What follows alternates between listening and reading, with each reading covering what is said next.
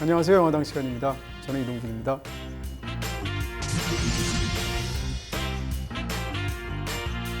안녕하십니까. 안고당 김준현입니다. 어렸을 땐 저말 쓰지 말라고 그랬는데. 그렇죠. 일본 말인데 저는 이상하게 정감이 있고요. 네. 보통 우리가 안고 없는 찐빵 이런 말 많이 하잖아요. 그러니까 안고 없는 찐빵이라는 말 들으면 되게 묘한 페이소스가 있어요. 그렇죠. 이상한 게 있잖아요. 네. 찐빵 속에 안고라는 건 정말 아주 부피로운 작은데 그게 없으면 핵심이 없는 것 같은 느낌 있잖아요. 오늘 다루는 배우가 아마 안고 같은 배우가 아닌가. 네. 일본 영화에 안고. 그렇죠. 네. 뭐 영화 전체 분량으로 보자면 그렇게 크지 않은데 그분이 빠지면 사실 영화 자체에 맛이 없어지는 것 같은 느낌이 있잖아요. 그런 면에서 제가 안고당이라고 이름을 지어봤습니다. 네. 자, 지금 말씀해 주신 것처럼 바로 기키기린 여사를 그렇게 말씀해 소개해 네. 주셨던 건데요. 오늘 주제는 그래서 한번 그렇게 잡아봤습니다. 기키기린을 떠나보내며 이렇게 네. 잡아봤고요. 저희가 뭐 지난 연말에 저희가 잠깐 얘기를 하기도 했고 네. 연기 얘기를 하면서 본격적으로 한번 다루겠다고 얘기를 드렸는데 네. 오늘이 바로 그 시간입니다. 그렇습니다. 또 이제 작년 하반기에 세상을 떠나시기도 했었고 또 일본 영화에서 워낙 중요한 인물이기도 하셨고 또 지난 10여 년간 한국에서 또 가장 많은 사랑을 받은 그런 일본 배우 중에 한 분이 아닐까 네. 싶은 생각이 있고요.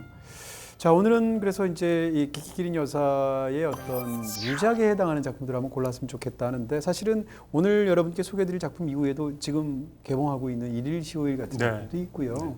그럼에도 불구하고 이 두 편이 이제 저는 사실은 돌아가셨다고 했을 때 두 편이 연달아서 떠오르기도 그러게요. 했었고. 저도 이 두 편이 딱 떠올랐고요. 그렇죠.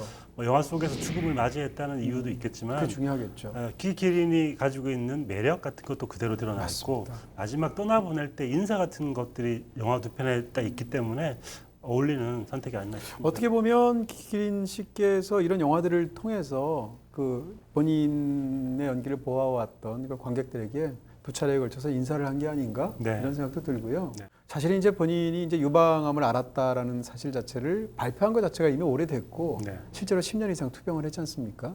또 그리고 또 두 눈 중에 한 눈을 또 실명을 하셨어요 예전에. 네. 그렇게 해서 사실은 말년에 좀 이렇게 굉장히 힘든 투병 과정을 거치기도 했는데 그러면서도 사실은 지난 십수년간도 굉장히 좋은 영화들이 많았잖아요. 네, 좀 생각나는 게 많은데 도쿄타워도 생각나고요. 맞아요. 그걸로 일본 영화 아카데미에서 네. 최우수 여우 주연상을 받았죠. 네, 걸어도 뭐 워낙 최고입니다. 네. 네. 그리고 또 이 고래당 당수님이시잖아요. 고래당 히로카즈의 네. 말하자면 페르소나라고 해도 될지 모르겠는데 너무 이제 뭐 약간 개념이 다르긴 하지만 기기린이 없는 고래당 히로카즈 감독 영화를 봐야 진짜 될 안고 텐데 없는 찐빵이 되는. 어떤 느낌일지 되게 궁금하긴 해요 앞으로. 네, 그래서 뭐 대단한 배우였죠. 고레다 히로카즈의 초기작에 사실 안 나옵니다. 걸어도부터 나왔는데 그 이후로는 진짜 많이 나와서 모두 6편의 영화에서 사실 우리가 기억하는 그런 배우가 됐고요.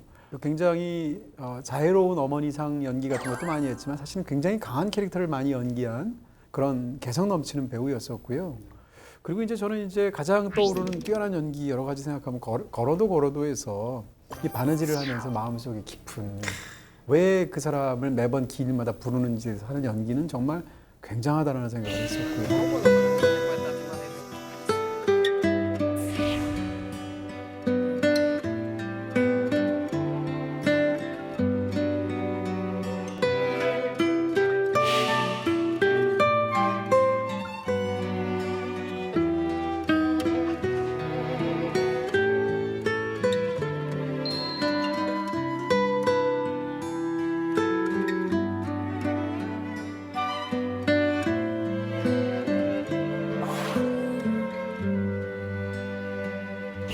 기키키린 여사는 저는 진짜 오늘도 그런 얘기도 나오겠지만 정말 나무 같은 배우 같은 느낌이 들어요. 네. 이름이 또 나무 목자가 워낙 많이 들어가기도 그렇죠. 하고 그러니까 이름 자체가 예명인데 기키린이라는 뜻이 나무들이 이루고 있는 숲에 대한 이야기이기 때문에 그렇습니다. 좀 자기의 연기를 그렇게 지향을 하고 있던 게 아닌가. 나무들이 모여서 숲이 보이는 것처럼 나무 하나하나는 보이지 않지만 멀리서 봤을 때만 이 배우의 연기가 제대로 보이는 그런 연기를 맞아요. 하고 싶었던 게 아닌가. 진짜 그래요. 생각이 그럼 들어요. 또 나무는 또 이렇게 이렇게 뭐라고 그럴까 인위적인 뭘 하지 않지 않습니까? 네. 그런 부분에서 굉장히 자연스러움을 연기하는 게 아니라 말 그대로 자연스러운 그런 연기로서 대단한 어떤 일가를 이루신 분이 아닌가 싶습니다. 네. 자, 그러면 일본 브리핑 어떻게 또 네. 소개해 주실지? 좀 전에 말씀하신 것처럼 이 배우는 돌직구, 그러니까 생전에 했던 재밌는 말들이 참 많습니다. 아, 그래요? 근데 네. 오늘 예전에 제가 우디 알렌 특집할 때 그 사람의 말을 한번 모아봤던 적이 있는데 오늘도 역시 이 키키키린 여사의 말들, 그러니까 생전에 우리에게 유언처럼 남겨두었던 말들을 한번 정리해서 소개해드리겠습니다. 어록으로 알아보는 네. 키키키린 이렇게 되겠네요. 네. 보겠습니다. 네, 일단 그림도 굉장히 잘 그리셨어요. 네, 마지막으로 제가 한번 그려봤고요. 네. 생각하면서 그리니까 약간 마음이 울컥해지기도 하더라고요. 다양한 이름이 있는데요. 한국어로 돼 있는 이름, 일본어. 그 네 번째가 우치다 케이코라고 본명이고요. 마지막에 키키린 예명인데 또 하나 이름이 있습니다. 네. 유키지호라는 예명이 있었어요. 77년까지 저 이름을 썼었는데 어느 날 경매 행사를 했는데 이 키키린 여사님께서 난 내놓을 게 아무것도 없는데 그럼 내 이름을 내놓지 하고 자기의 예명을 네. 유키지호라는 이름을 멋있다. 경매에 내놨어요. 네. 그래서 얼마에 팔렸습니까? 그 기록은 없더라고요. 네. 그 팔렸는지 안 팔렸는지 기록도 없고 네. 일단 자신의 이름을 내놓았던 것 자체가 너무 흥미로웠기 때문에 그거에만 집중이 돼 있고 팔렸는지 안 팔렸는지 내용이 없더라고요. 한번 아시는 분 댓글로 달아주시고요. 재밌네요. 네. 그리고 생전에 참 재밌는 말 많이 하셨었는데 일단 되는 대로 살자가 그분의 어떤 좌우명이었다고요. 그래요. 또 되는 대로 살자라는 게 너무 잘 어울리는 느낌인 것 같고요. 물 흐르듯. 네, 여배우 보는 눈이 없으면 사실 뭐 많은 분들이 아실 텐데 알아요. 저기 고레에다 이렇게 가지 그렇죠. 감독한테. 대놓고 감독님한테 감독 다 좋은데 여배우 보는 눈이 없어서 어떻게 할지 몰라라고 얘기를 할 젊은 여배우란 표현을 네, 썼었죠 그렇죠. 아마. 네, 그래서 정말 돌직구구나라는 생각이 들고요. 감독 연출이 별로야는 한국에는 오다기리조의 도쿄타워라고 이제 발표가 돼 있는데 그 영화를 보고 나서 원작의 맛을 살리지 못했다라는 이야기를 하면서 연출에 대한 호평을 네. 자기가 출연한 건데도 불구하고 상도 받았는데 심지어. 그렇죠. 네. 상 받은 얘기 바로 옆에 있습니다. 네. 상 받으면서 그런 얘기했습니다. 나는 절반만 출연했는데 상을 받아도 되나? 라는 얘기를 했습니다. 말하자면 제가 말씀드린 것처럼 앙꼬였던 거죠. 앙꼬는 정말 작은 부피를 차지하지만 중요하기 때문에 상을 주는데 나는 그냥 작은 앙꼬였을 뿐인데 상을 줘도 되나? 라고 얘기를 할 정도로 솔직함이 매력적이었던 배우가 됐습니다. 저 안 쓰는 손해자 나는 걸어도 걸어도의 일화인데요. 감독이 이제 틀니를 써야 되는데 다른 틀니를 구해줄까라고 물어봤더니 얼마 전에 의사 선생님께서 틀니를 맞춰줬는데 내 걸 맞췄는데 안 쓰면 손해자라고 하면서 자기 걸 썼대요. 말하자면 연기가 삶 자체고 삶이 연기였던 것 같고 좀 재밌었던 게 이 고레데 류카즈 감독이 이제 어느 가족을 그 소설로도 냈습니다. 네. 한국에는 이제 좀도둑 가족이라고 표현이 되어 있는 그 제목이 나와 있는데 그 소설은 감독이 직접 쓴 거기 때문에 이 키키키린을 어떻게 생각했는지 알 수 있는데 이런 대목이 나옵니다. 그 주인공을 묘사를 하면서 틀니를 빼고 있는 탓에 웃으면 거무튀튀한 잇몸이 보여 마녀 같았다 라고 하는데 정말 친한 사이이기 때문에 이런 식의 표현을 쓸 수 있지 않나 싶고요. 이 틀니가 가지고 있는 어떤 그 에피소드 때문에 더욱더 약간 눈길 같은 그런 대목이었던 것 같고 이런 식의 다양한 이야기를 하는데 저는 또 하나 재밌었던 게 어떤 잡지사에서 자살을 좀 낙사의 어떤 캠페인을 벌이기 위해서 이 여사님한테 그런 글을 좀 부탁을 했대요. 그랬더니 키키린 쓴 대목인데 좀 감동적이에요. 나는 약한 사람이기 때문에 스스로 목숨을 끊는 것만은 하지 말자고 살아왔다. 이런 모습이 되어버렸지만 이 또한 재밌잖아 라는 얘기를 했다고 하고 자기 얼굴도 그렇게 그렸는데 어쩌면 삶에 대한 태도 같은 것들이 이 문제에 녹아 있는 것 같고 되는 대로 살지만 지금의 나의 모습을 긍정하면서 살아가면 뭐 힘들 게 뭐가 있냐라고 얘기했던 사람이고 그런 식으로 연기를 해왔던 분인 것 같아서 그런 이야기를 들으면서 오늘 또 영화를 보면 재밌을 것 같습니다. 네. 私吉徳江と言いますはこれちょっと食べてみて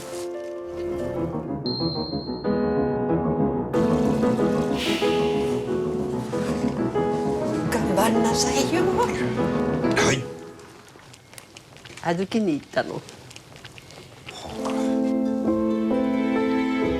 んなの初めてです美味しいよね乾杯したんだよ嬉しかったよ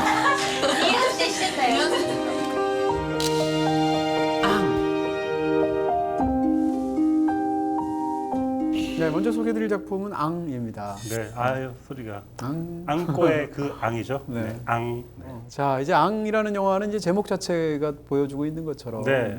도라야키 얘기. 네. 팥소가 들어가는 이제 보통 일본식 과자를 도라야끼라고 맛있어요. 하는데 네. 도라야끼 어원이 있더라고요. 도라야끼가 어떤 한 사무라이가 농부의 집에 갔다가 징을 놔두고 갔대요. 치는 징. 네, 그 군사에 쓰이는 그런 징 같은 거겠죠. 근데 징을 놔두고 갔는데 이 농부가 그 징에다가 부쳐 먹었대요. 팬케이크 같은 듯이. 도라야끼, 도라가 징이라는 뜻이거든요. 그래서 약기는 굽는다는 얘기. 네, 도라야끼라고 이름이 붙었다고 하는 전설이 있더라고요. 그래요. 근데 이 영화가 굉장히 이제 음식 영화로 볼 수도 있지 않습니까? 네. 흥미로운 것은 뭔가 하면 이제 여기도 이제 도라야끼가 나오는데 도라야끼 빵을 만드는 얘기가 아니라 도라야끼 안에 넣는 팥소를 만드는 얘기란 말입니다. 그러니까 사실은 이 영화가 음식을 통해 사실은 많은 음식 영화들이 음식을 만드는 과정이나 이런 거를 삶에 대한 은유로 삼지 않습니까? 결국은 어떻게 인간의 내면을 채워가는 그런 이야기처럼 보이는 부분이 있죠. 네. 아, 요시. 요시, 요시, 요시, 요시. 온나무 初めてです 오이시요네. 무엇보다 이 앙에는 키키키린의 정말 매력이 최대한 들어가 있는 게 아닌가 싶어요. 일단 귀엽다라는 생각이 전 제일 먼저 드는데 맞아요. 네. 이렇게 귀여울 수 있나 싶은데 등장할 때부터 나뭇잎들이 막 반짝이는데 인사를 합니다. 모든 나뭇잎들이 햇볕을 받아서 자기한테 인사를 하는 것 같으니까 하이 하이 하이 이러는데 아, 민나. 으뜨으뜨. 하이, 하이. 하이, 하이, 하이. 그 부분을 딱 보는데 일단 무장해제가 되고요. 뭔가 이 사람이 가지고 있는 매력 때문에 이 영화가 재밌겠다는 생각이 듭니다.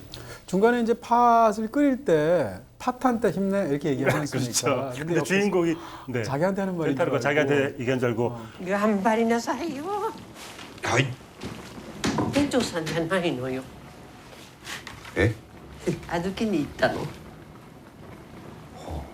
사실은 이렇게 끓이고 있는 팥한테 얘기를 하고 씻고 있는데 비누한테 얘기하고 이런 것들은 정말 기기기린이나 양조위쯤 되는 배우들이 할 수 있는 게 아닌가.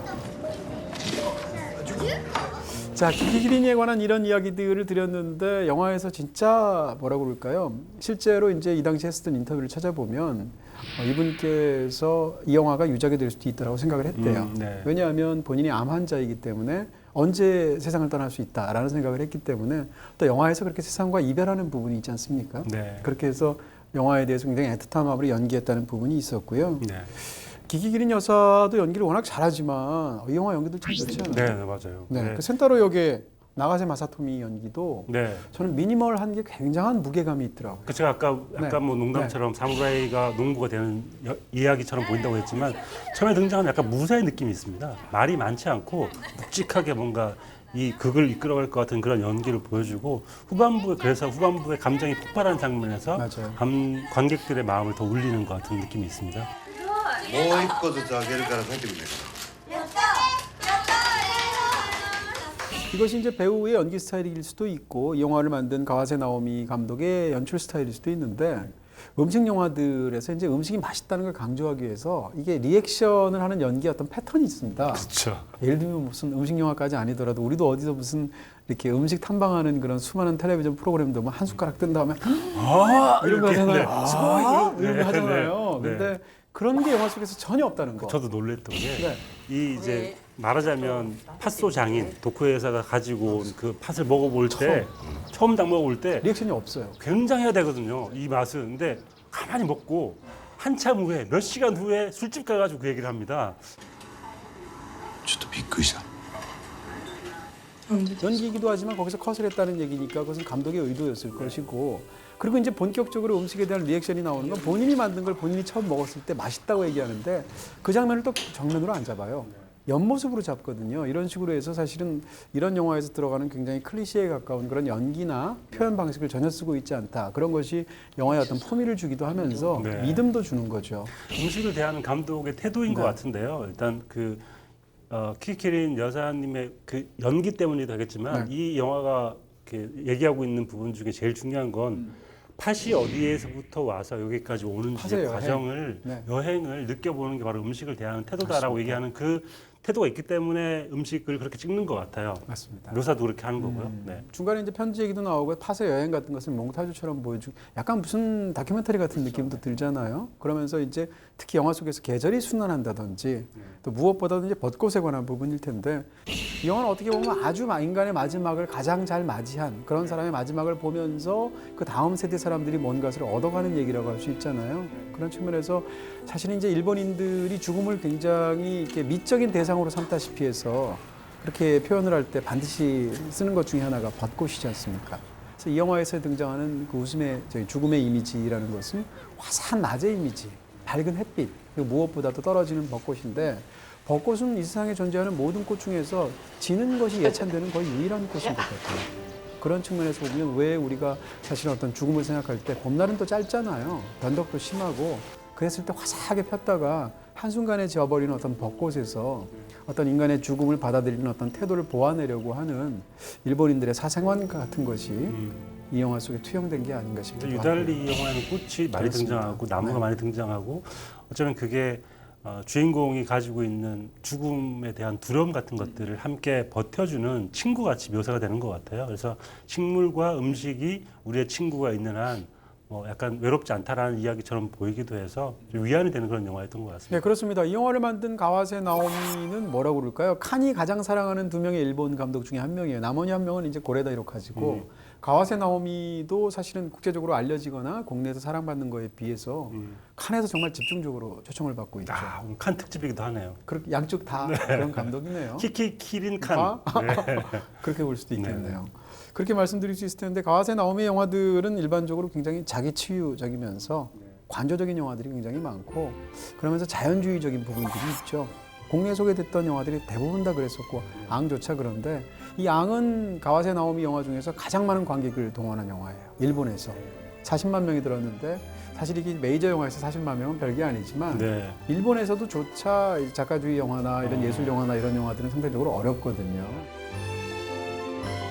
근데 어쨌건 약간 가와세 나오미 영화들이 좀 감상적이면서 교훈적인 측면들 같은 것도 살짝 있는데 앙도 그런 부분이 어느 정도는 있다. 네. 이렇게 말씀을 드릴 수는 있고요. 아까 꽃 얘기 드렸지만 그 꽃이라는 게 아주 잠깐 폈다가 화려하게 지는 그런 순간이 있다고 친다면 인간의 인생이란 무엇일까 그런 질문을 하는 대목이 있는데요. 키키린 그 학생들하고 얘기하는 대목이 참 기억에 남는데 出ていけって言われちゃう。出ていけって言ったら出ていけばいいじゃないの。一日だけ。一日だけでも無理無理。なんかもっと好きなことやればいいのよ。だってもう自由なんだから。もう自由なんだ。奥江さんは何になりたかったんですか。自由だけどね。私たちと同じ頃。あ、同じ頃ね。そうね。国語の先生かな。いや本当よ。本当に？うん。 인생은 저마다의 사정이 있다는 이야기를 하고 싶었던 것 같아요.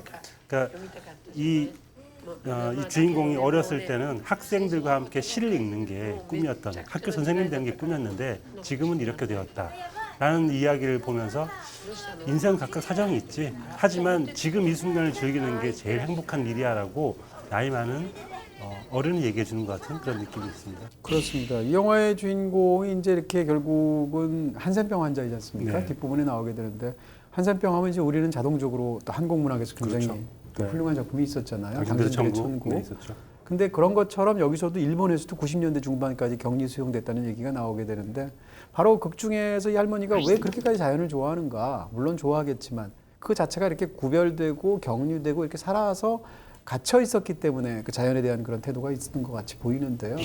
근데 평생 한센병 환자로 고초를 겪고 또 죽음을 향해서 가고 있음에도 불구하고 삶을 대하는 태도가 굉장히 유연하면서 또 넉넉하고 여유롭잖아요. 반면에 이제 센타로라는 사람은 상대적으로 다음 세대니까 젊음에도 불구하고 이 사람은 기본적으로 굉장히 역설적인 상황에 놓여 있습니다. 일단 이 도라야끼를 만드는데도 불구하고 도라야끼를 먹으러 온 여고생들이 신나서 막 떠드는 소리를 너무 듣기 싫어해요. 그 남이 떠드는 그런 손님들이 떠드는 소리를 듣기 싫어한다는 것 자체가 어떻게 보면 인간을 그렇게 좋아하는 스타일이 아니라는 거고 또 하나는 도라야끼를 만드는 사람인데 도라야끼를 하나를 통째로 다 먹어본 적이 없다는 일단 거예요. 단 거를 싫어하는 사람이죠. 그러니까요. 大きい額なの。 네, 그런 부분에 있어서 이 어떤 역설적인 부분인데 행복할 수가 없는 사람인 거죠. 근데 이 영화의 뒷부분에 가게 되면 할머니로부터 어떤 그런 관계 속에서 뭔가 어떤 것들을 깨닫게 되면서 표정도 바뀌죠.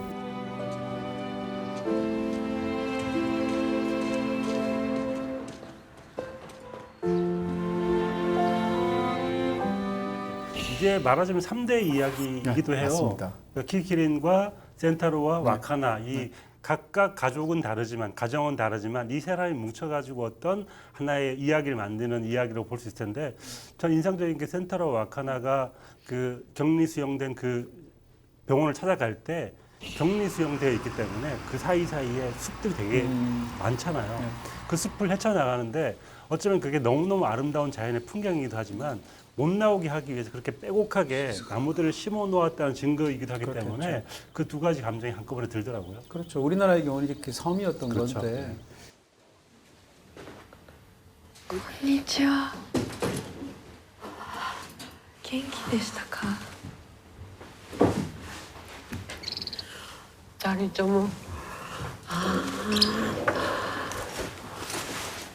어쨌건 그런 방식으로 영화 속에서 누군가가 누군가를 이렇게 지켜주고 보살펴주는 구조지 않습니까? 네. 센타로는 와카나를 보살펴주고 와카나는 카나리아를 보살피고 이런 식의 방식이 되어 있는데 그런 부분들이 있어서 영화를 보고 나면 그래도 뭔가 치유받는 느낌이 들고 따뜻해지는 그런 작품이 아니었나 네. 싶은 거죠. 그리고 저는 후반부에 가서 이제 와카나가 가지고 있던 카나리아를 이제 날려보내는 장면이 이제 등장을 하지 않지만 날려보냈다는 얘기를 하는데 그게 어쩌면 이 할머니가 세상을 떠나기 전에 마지막으로 할 수 있었던 일, 자기 주도적으로 누군가를 풀어주고 자기도 함께 이 세상에서 풀려나겠다는 그런 이중의 의미 같은 거여서 새가 상징하는 것도 굉장히 의미가 깊었던 것 같고 후반부에 가면 갈수록 이 각각에 모여있던 사람들이 하나로 뭉쳐지는 것 같은 그런 감정 같은 게 있어서 가족에 대한 의미를 다시 한번 생각해 보는 그런 작품이었던 것 같습니다.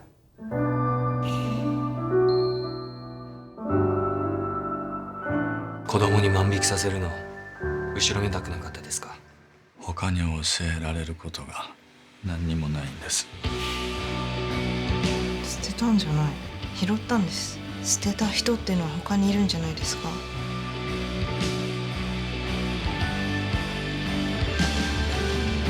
これは内緒だぞ。俺たちは家族だ。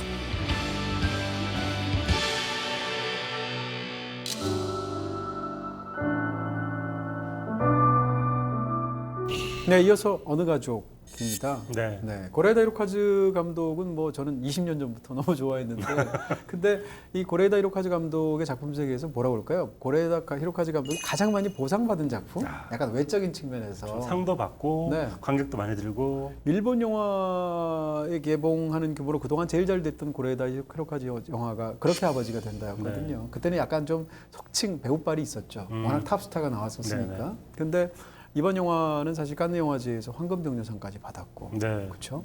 일단 기키키린 여사에 관해서 먼저 말씀을 드린다면 네. 사실은 이 인물이 끝까지 나오는 인물이 아니잖아요. 그렇죠. 극 중에서. 그리고 이제 어떤 약간 죽음을 맞는 인물이기도 한데, 근데 영화 속에서 보면 기키키린 여사가 세상하고 정말 이별하는 순간이 저거구나라고 느껴지는 장면이 딱 있어요. 그럼 다리를 이렇게 쭉 뻗고 있는데 이 연세가 많으시니까 다리에 검버섯 같은 게 피어 있거든요. 근데 거기다가 모래를 손으로 이렇게 뿌리면서 뭐라고 작게 얘기를 해요. 뭐라고 얘기하냐면 그동안 고마웠다는 얘기를 하게 되죠.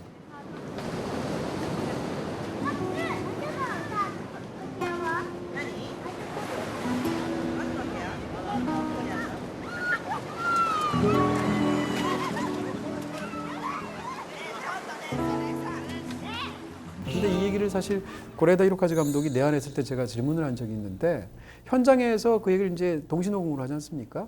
근데 고레다 히로카즈가 이 장면을 찍고 있을 때 기키키린 여사는 원래 대사가 없었대요. 근데 그 저기서 모래를 뿌리는 장면으로 본인이 즉흥 연기를 한 건데 뭐라고 말을 했는데 현장에서 뭐라고 말하는지 몰랐대요. 그러다가 녹음된 내용을 나중에 편집하기 위해서 틀어보니까 다들 고마웠어라고 하면서 모래를 뿌리는 걸 보고 편집실에서 그렇게 뭉클했다라는 말을 하더라고요. 네. 근데 아마도 이게 영화 안에서의 그 상황이기도 하지만 네. 실제 영화 바깥에서의 어떤 그런 이 배우가 노 배우가 관객들에게 보내는 마지막 인사처럼 느껴지는 순간입니다. 네, 저 같으면 제가 감독이었다면 너무너무 힘들었을 것 같아요. 그 얘기를 나중에 알게 돼서 나중에 알게 됐을 때. 가슴이 네. 무너져 내렸을 것 같고 네. 또 하필이면 모래를 이렇게 했다는 것도 네. 어쩌면 되게 상징적이기도 그렇죠. 하잖아요. 그러니까 흩날리는 그렇죠. 모래처럼 이렇게 작은 존재들의 네. 모임 같은 것들에서 이제 떠난다는 생각을 했던 것 같은데 네. 그러면서 뭐 되게 뭉클했을 것 같고 저는 잊혀지지 않는 장면이 네. 발톱 깎는 장면이 저는 잊혀지지가 않아요. 忘れた名前はチーン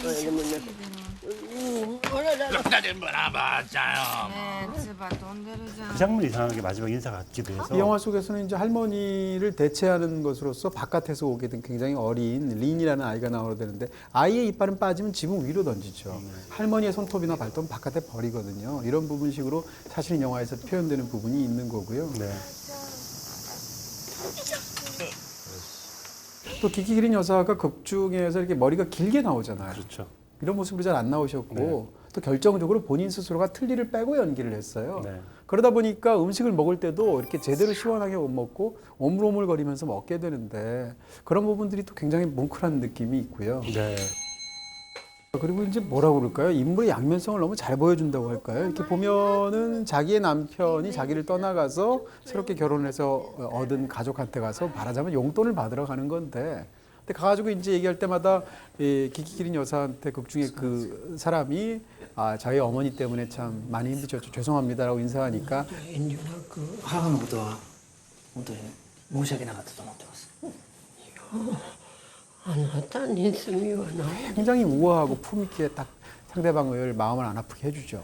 그리고 나서 주면? 바로 다음 장면이 뭔가 하면 나오면서 봉투 보고 또 3만 원이야 이런단 말이죠. 그러니까 이 두 가지가 다 기키기린 여사의 둘 다 연기였던 그 뭐 방식이기도 한데 이 두 가지를 너무도 잘 보여주는 거예요. 우리는 들키는 거죠. 그 장면을 보는 순간 우리가 가지고 있는 두 가지 마음 중에 하나는 안 내보여주고 싶은 마음 같은 게 있는데 바로 그 자리에서 두 개 다 내보이니까 덜컥하는 그런 느낌 같은 걸 너무 잘 표현해주는 연기였던 것 같아요. 그렇습니다. 그렇게까지 뭐 숭고한 인물이 아니고 보통 사람이 갖고 있는 정도의 품위 혹은 선의 혹은 약간 속스러운 부분까지 굉장히 잘 표현했던 그런 멋진 배우가 아닌가 싶어지죠. 이 영화는 이제 고레다 히로카즈 감독 영화가 사실 다 가족 영화는 아니죠. 네. 저희도 그런 걸 한번 다룬 적이 있는데 그럼에도 불구하고 가장 먼저 떠오르는 건 가족 영화인데 고레다 히로카즈표 가족 영화라는 게 있다면 그 집대성 같은 작품이다라는 생각이 사실 들고요. 네. 가족 영화가 이제 두 가지 느낌이 있지 않습니까? 가족 영화가 갖고 있는 어떤 따뜻한 빛 같은 느낌이 있고 정반대로 스산한 그림자 같은 게 있는데 이 영화에 그게 다 있어요. 그리고 또 한 가지 고레다 히로카즈 영화들이 가족을 다루는 방식이 바뀌어 왔거든요. 예전의 가족들을 한번 따져보시게 되면 가족 중에 구성원 자체가 붕괴되면서 가족들이 떠나가는 얘기들을 많이 다뤘어요. 아무도 모른다도 그랬고요. 그렇죠. 초기의 영화들이 굉장히 많이 환상의 빛도 그랬었고. 근데 최근으로 오면 올수록 가족 속에 누가 새롭게 들어오는 이야기를 다루고 있어요. 그렇게 아버지가 된다. 함께 모여 가족이 되는 경우가 되게 많아요. 그렇죠. 바닷마을 다이어리도 그랬고 이 영화도 그랬죠. 그런 부분에서 가족을 바라보거나 다루는 방식이 달라지고 있다. 그다음에 초기의 고레다 히로카즈 영화의 가족 영화는 주로 제도화된 가족입니다. 그러니까 실제로 결혼을 해가지고 아이를 낳고 혈연으로 이어져 있거나 제도적으로 가족으로 인정받는. 최근으로 오면 올수록 말하자면 대한가족이라고 말할 수 있는. 그렇죠. 제도화된 가족은 오히려 붕괴되고 맞습니다. 해체되는데 다른 가족들이 모여가지고 유사 가족이 되는 그런 형태가 더 많아진 거 같아요. 그렇죠. 아마도 이 그 어느 가족은 고레다 히로카즈의 가족 영화 중에서 혈연으로 이루어진 구성원은 하나도 없는 유일한 영화일 거예요. 그러네요. 영화에서 보시게 되면 혈연으로 이어진 사람이 하나도 없고 다 제각각 다른 혈통인데 같이 모여 살고 있는 그런 상황이고 그러니까 그러면 이 가족을 가족이게 만드는 것은 무엇인가? 일반적으로는 혈연이잖아요. 이 가족의 경우는 그것이 바로 의지이고 선택이라는 거죠. 그래서 이 영화는 결과적으로 맨 마지막에 중요한 선택이 바로 쇼타의 선택이 나오는 것이고 그렇게 이야기가 흘러가는 게 아닌가 싶습니다. 이 가족이 하나로 뭉쳐지게 되는 데는 이제 이 하치의 할머니의 네. 중심에 있는 이 인물이 있고 네. 이 인물을 중심에 두고 어떻게든 한 명씩 모여서 가족을 이루게 되는데 그래서 만약에 이제 이 제목을 약간 비튼다면 아무도 모른다를 비틀어서 이 영화에 대입을 하자면 한 명은 안다. 하치의 네. 할머니 한 명은 이 가족이 어떻게 될지 알고 있고 이 가족의 미래를 알고 있고 앞으로 어떻게 꾸려나가고 싶은지도 안다. 근데 다 가족들은 아니다라는 생각이 들어서 되게 이상한 가족 조합이고 새로운 가족 조합인 것 같아요. 이 가족이 이제 성이 같지 않습니까? 네. 인위적으로 시바타? 시바타를 네. 쓰는데 네. 그 시바타가 할머니 성이에요. 네, 네. 그다음에 가족이 사는 집 자체가 할머니 집입니다. 그 기본 그 수급되는 그 돈 중에서 가장 중요한 게 할머니 연금이거든요. 그러니까 사실상 이 가족을 지탱하는 어떤 외적인 기반이 있다면 하치 할머니인데 이 할머니가 영화 중간에 세상을 떠나시죠. 그러면서 이제 어떤 일들이 벌어지게 되는 그러면서도 굉장히 의미 있는 이야기들이 네. 펼쳐지겠죠.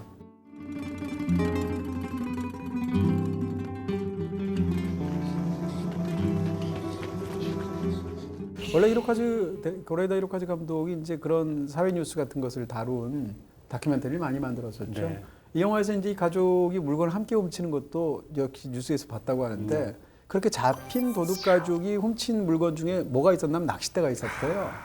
고급 낚싯대가. 네. 근데 그건 팔기 위해서가 아니라 낚시가 취미였다는 겁니다. 그런 부분에서도 그런 얘기가 흥미롭게 느껴져서 영화 속으로 갖고 왔다는 얘기를 했죠. 전 재밌었던 게 이 이제 가족 아빠와 주로 아들이 이제 그 훔치잖아요. 물건을 훔치는데 사실 따지고 보면 그렇게까지 물건을 훔쳐야 할 만큼 가난하진 않아요. 그러니까요. 왜냐하면 연금이 나오고 있고 이 어쨌건 아버지도 일을 하고 있어요. 있고 어머니도 일을 하고 있기 때문에 근데 왜 훔칠까 생각을 해보면 이들은 훔쳐야지만 살 수 있다라는 생존 본능 같은 게 발휘가 되기 때문에 어떻게든 자기들 계속 훔쳐야지만 존재가 가능하다는 생각을 하고 있는 것 같아요.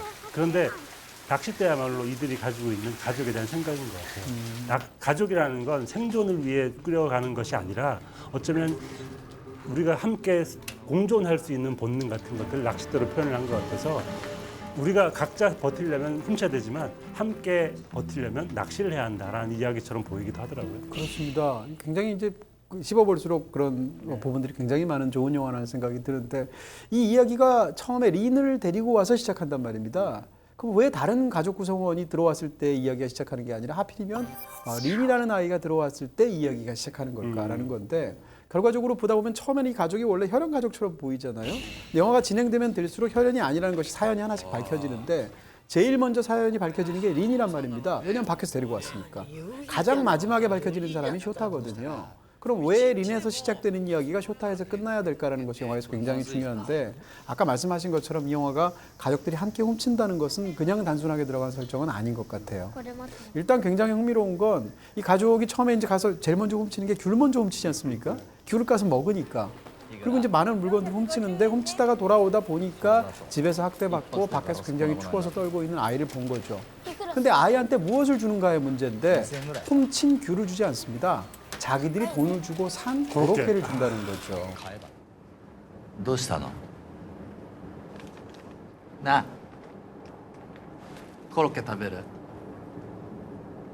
コロッケ食べるか 고로케가 따뜻하니까 물론 좋겠죠. 그렇지만 굉장히 흥미로운 건 훔친 걸 준 게 아니라 자기가 돈 주고 직접 산 산 거를 준다라는 되게 게 굉장히 다르네요, 진짜, 중요하죠. 느낌이. 그리고 이제 린을 데려가죠. 린을 데려가는데 린이라는 존재는 다른 가족하고 다른 게 딱 한 가지가 있어요. 그게 뭔가 하면 나머지 이 가족을 이루는 그 어떤 기본 원리가 있다면 혈연이 아니기 때문에 그것은 뭔가 하면 호혜성이에요. 뭐든지 이 가족은 주고 받도록 되어 있습니다. 그것이 워크쉐어 돈이고, 하는 거죠. 워크쉐어라는 표현이 나오잖아요. 네네네. 돈도 그렇고 또 마음도 그런데 그러니까 이 가족에 대해서 바깥에서 보기에서 연금 타먹으려고 거짓말하고 같이 사는 거잖아. 그렇지만 그것도 부분적으로는 사실이지만 마음도 사실인 거죠. 어찌됐건 이 모든 인물들끼리는 서로 물질적으로도 주고받는 관계이고 마음도 그렇단 말이에요. 그런 어떤 호혜적인 존재인데 여기서 이 영화 속에서 가장 최약자라고 할 수 있는 린이 들어오는 거죠. 근데 린은 줄 게 없거든요. 그러니까 린은 호혜적인 존재일 수 없고 오로지 그 아이에 대한 연민과 따뜻한 정만으로 보살펴야 되는 아이인 거죠. 근데 얘가 조금씩 자라게 되고 그러다가 물건을 훔칠 때 아버지가 린을 같이 물건을 훔치는 다시 말해서 너도 이제는 호혜적인 존재가 되어야 한다라고 말을 하는 셈인 거죠. 근데 그것을 보고 나서 쇼타는 거부하게 되는 거죠. 근데 그것을 거부하면 이 가족이 유지가 안 돼요. 왜냐하면 이 가족을 다루는 기본적인 원리가 호혜성이기 때문에 그런 측면에서 쇼타는 결국은 호혜성을 유지하는 조건으로 다시 말해서 이 동생에게 도둑질을 함께 시키는 방식으로 가족을 유지할 것인지 아니면 또 다른 선택을 할 것인지를 놓고 영화의 핵심적인 어떤 질문이 들어가게 되는 거죠.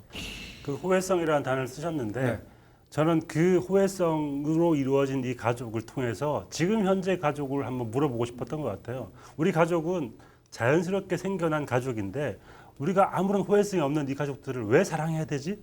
그냥 혈연만으로 사랑할 수 있나라는 생각을 하게 될 수밖에 없고 네. 그렇다면 가족들이야말로 서로 줄 게 있어야 되고 어떤 부분은 포기하고 남에게 베풀 수 있어야 되는 게 진정한 가족이 아닌가라는 생각을 하면서 현재 가족이 약간 바뀌어야 될 미래 상 같은 것들을 제시하고 있기도 한 것 같습니다. 네.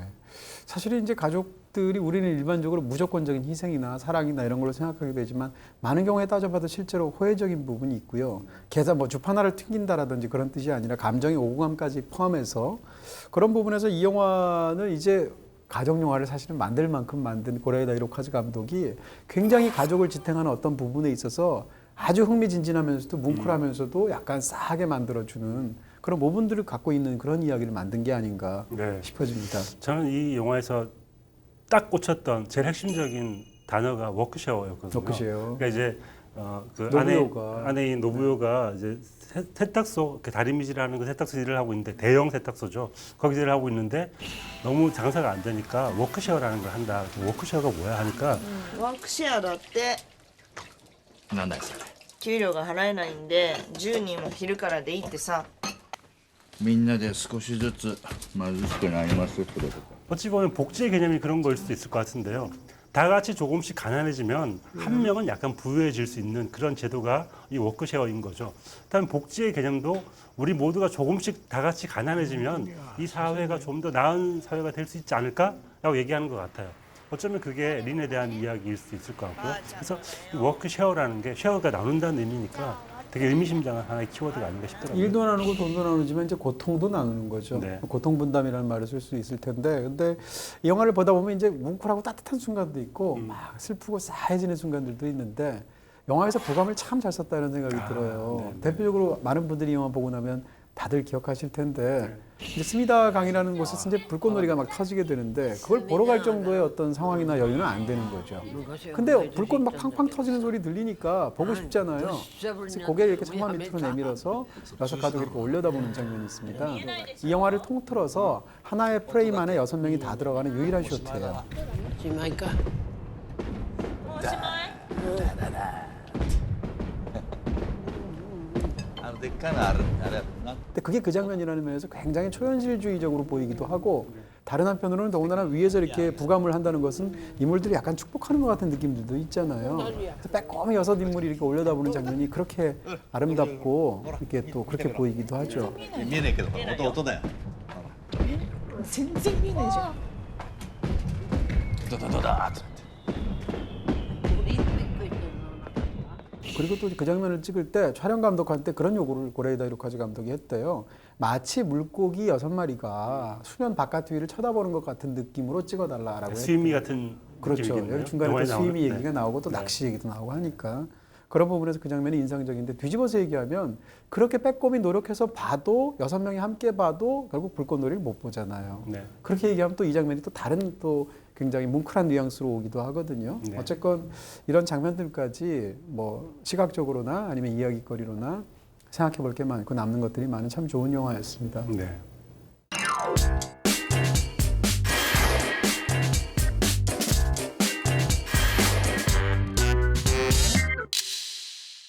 자, 두 편의 작품 중에서 오늘 더군다나 이제 기기기린을 가지고 이야기를 하는 거니까 네. 어느 영화를 더 좋아하시고 또 어떤 장면을 꼽습니까? 앙도 정말 사랑스러운 영화죠. 네. 하지만 어느 가족이 워낙 좋은 영화여서 약간 뭐 좋은 영화 쪽은 어느 가족을 손을 들어줘야 될 것 같고요. 네.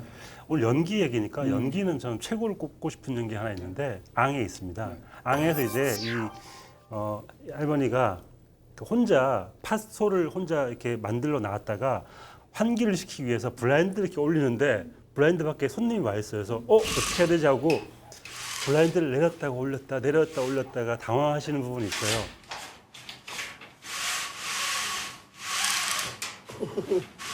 그러다가 이제 블라인드를 완전히 올리고 혼자인데도 불구하고 앙을 팔게 됩니다. 그 도라야끼를 팔게 되는 거죠. 그 장면 일단 연기가 리듬이 너무 좋고 그 모든 매력이 다 집약되어 있는 장면인 것 같고 인물이도 사랑스럽고. 네. 그렇죠. 거기에 또 웃기는 대사가 하나 나오는데 はい、いらっしゃいませ。はい、どら焼き5個ください。 3人で5個。はい、3人で5個です。割り切ります。はい、大丈夫です。 3명이 5개를 시킨다고 해서 그걸 걱정해주는 그런 연기를 보면서 그 사람이 어떤 사람인지 느껴지더라고요. 그 장면이 저는 잊혀지지가 않고 그 장면이 가지고 있는 매력이 어쩌면 키키키린의 매력이 아닌가라는 생각이 들었습니다. 맞습니다. 뭐 저는 두 영화 중에 사실은 악도 괜찮지만 비교도 안 될 정도로 어느 가족을 훨씬 더 좋아하고요. 네.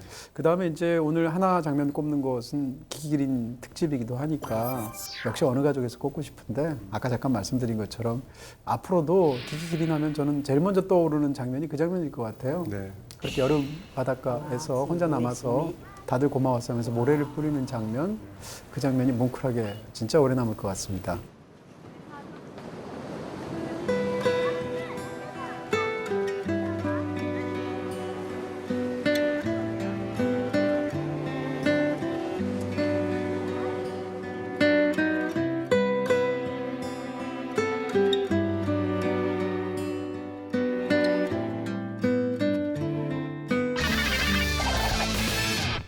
자, 이렇게 해서 오늘 기키기린을 떠나보내며라는 특집으로 네. 노배우를 떠나보내면서 두 편의 영화를 준비했습니다. 어쩌면 이게 키키키린이 우리에게 주고 간 선물 같이 느껴지기도 하거든요. 진짜 그래요? 저는 그래서 오늘 끝날 때 선물을 드리려고 가지고 왔어요. 어떤? 다 끝나고 제가 드릴게요. 진짜로? 네. 네. 자, 여기서 마치도록 하겠습니다. 두 편 모두 BTV에서 여러분들 직접 보실 수 있습니다. 다음 주에 뵙겠습니다. 감사합니다. 도라야끼. 진짜. 이거 먹으면서. 먹방으로 끝내는군요.